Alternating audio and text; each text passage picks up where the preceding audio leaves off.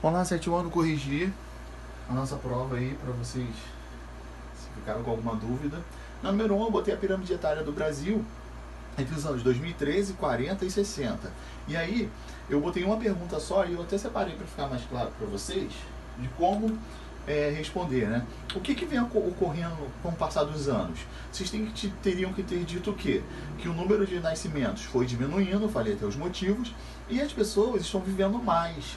E se tivesse colocado o número de adultos também, acrescentando ali, facilitaria muito mais a resposta. Então, eu queria basicamente isso. Conforme os anos foram passando, o número de pessoas nascendo foram menores, que foi aquela base ali.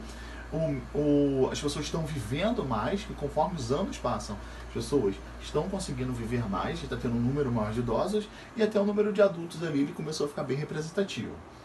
Depois eu fiz outra pergunta falando assim, quais são as idades que representam a base, o meio e o topo dessa pirâmide? Gente, a base é chamada de jovens, que vai de 0 a 19 anos, o meio é adultos, de 20 a 59 anos, e o topo a gente também pode chamar de idosos ou terceira idade, que vai de 60 anos em diante. Tá? Então, aqui seria 60 anos em diante. Beleza? Número 2, eu falei sobre a população. Isso eu peguei até de 2010, que a população em 2010 ali, ela estava em 190 milhões de habitantes. A gente já está a mais de 200 milhões de habitantes, né? Isso aí foi um dado, informação que daria 22 habitantes por quilômetro quadrado. Agora a gente já está com 24, alguma coisa.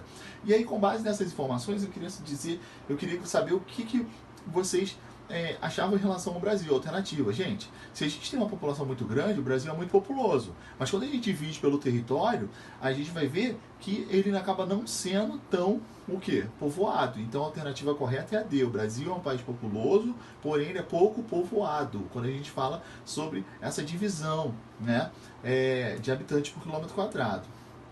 Beleza? Então a D, melhor alternativa. Na número 3, eu falei sobre as migrações, né? E aí o assunto era imigração. O que é imigração? É quando um indivíduo, um grupo de indivíduos, ele acaba entrando em outro país, fazendo um deslocamento voluntariamente. Ele vai por conta própria, né? Porque ele quer. Então a alternativa correta é a E, beleza? Vocês erraram bastante. Imigrante e emigrante. Lembra que eu falei muito sobre isso? O imigrante é aquele que chega. E o que sai é chamado de emigrante. Aqui eu botei uma historinha, né? De que Pedro morava numa área rural, em Minas Gerais. Quando ele morava numa área rural e ele saiu do campo para a cidade, ele fez um êxodo rural. Beleza? O objetivo da família era melhores condições de vida, né? Buscar. E o sonho de Pedro era estudar e ter um bom emprego. Aos 21 anos, ele viveu dentro de um município de Guaxupé, né, uma cidadezinha, enquanto então ele recebeu uma proposta para ir para São Paulo. Então, entre a região, ele fez uma migração intra-regional. E aí ele foi para lá. 3 anos depois, ele foi para outro país. Então, ele fez um tipo de migração externa. Então, a alternativa correta é a A. Número 5, eu botei sobre a história dos índios aí, né? Que é um tipo, já estavam os povos aqui habitaram a nossa terra antes dos portugueses chegarem aqui, e eu perguntei qual é a importância. Gente, foi de mão beijada essa questão, né? Explique a importância da preservação das terras indígenas e a importância desse povo para a formação. Gente, eles ajudam muito na nossa cultura até os dias de hoje, eles preservam muito a nossa floresta, até mesmo os animais que estão lá ajudam muito nessa preservação, entre outras coisas inúmeras aí que eles fazem de benefício pra gente. Beleza? Tudo que for relacionado a isso aí eu estava aceitando. A número 6 é a criança. Eu botei um textozinho lá. Criança não se deve trabalhar. A infância é para sonhar. A partir dessa afirmação, o que a gente pode falar sobre a infância do trabalho?